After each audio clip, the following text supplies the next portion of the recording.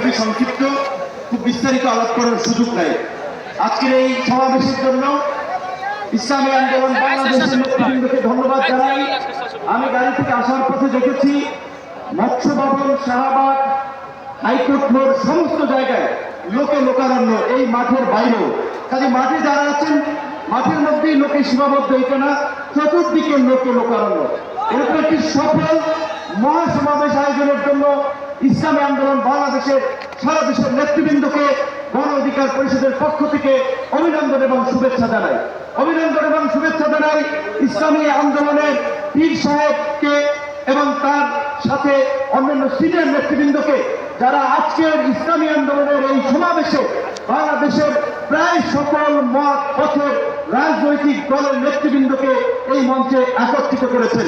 এবং আজকের এই সমাবেশ অত্যন্ত সময়োপযোগী এবং কার্যকর বিষয়ের উপরে ভিত্তি করে নির্ধারণ করা হয়েছে। আপনারা জানেন, বাংলাদেশে 24-এর গণ-অভ্যুত্থান পরবর্তী রাষ্ট্র সংস্কারের যে জনআকাঙ্ক্ষা তৈরি হয়েছে, শাসনতান্ত্রিক ব্যবস্থার পরিবর্তনের যে রাজনৈতিক এবং জনআকাঙ্ক্ষা তৈরি হয়েছে, সেই আনুপাতিক হারে নির্বাচনের দাবিতে আজকে বোধ হয় কয়েকটি দল ব্যতীত সব দলই কিন্তু এই মঞ্চে ইতিমধ্যে হাজির হয়ে এই সংখ্যানুপাতিক নির্বাচনের পক্ষে তাদের দলীয় সমর্থন ব্যক্ত করেছে।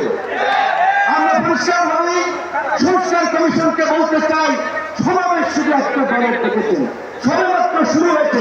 ইসলামী আন্দোলন আজকে করেছে 19 তারিখ জামাত করবে, তারপরে গণ অধিকার পরিষদ করবে।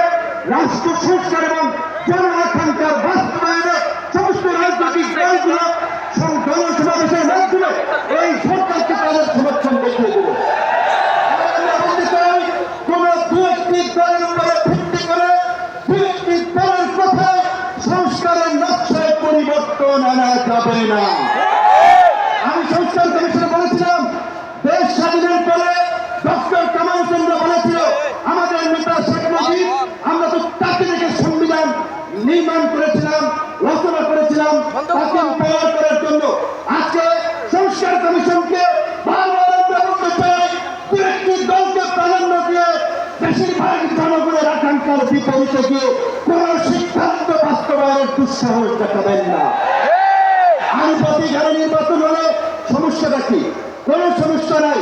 প্রধানমন্ত্রীর মেয়াদ 10 বছরের বেশি না থাকলে সমস্যা কি? আমরা অত্যন্ত যৌক্তিকভাবে এই কথাগুলো দফায় দফায় আলোচনায় তুলে ধরছি। কিছুটা পরিষ্কার সংবিধান এই সংস্কার জাতীয় ঐক্যমত্য কমিশন কেন জানি দু একটি দলের প্রতি পক্ষপাতমূলক আচরণ করছে। এই পিয়ার বাক্যকে তাদের এজন্যই বাদ দিয়ে তারা ঘুরে গেল। পিয়ার থেকে উচ্চকক্ষ নিম্নকক্ষ চলে গেল। উচ্চকক্ষ নিম্নকক্ষ হবে নাকি সমগ্র নির্বাচন পিয়ারের ভিত্তিতে হবে, সেটি রাজনৈতিক ভাবে আগে ঐক্যমত্যে পৌঁছাতে হবে।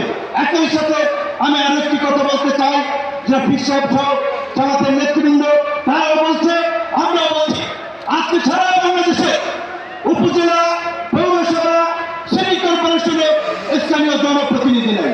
জনগণ চরম দুর্ভোগের শিকার হচ্ছে সেবা পেতে গিয়ে।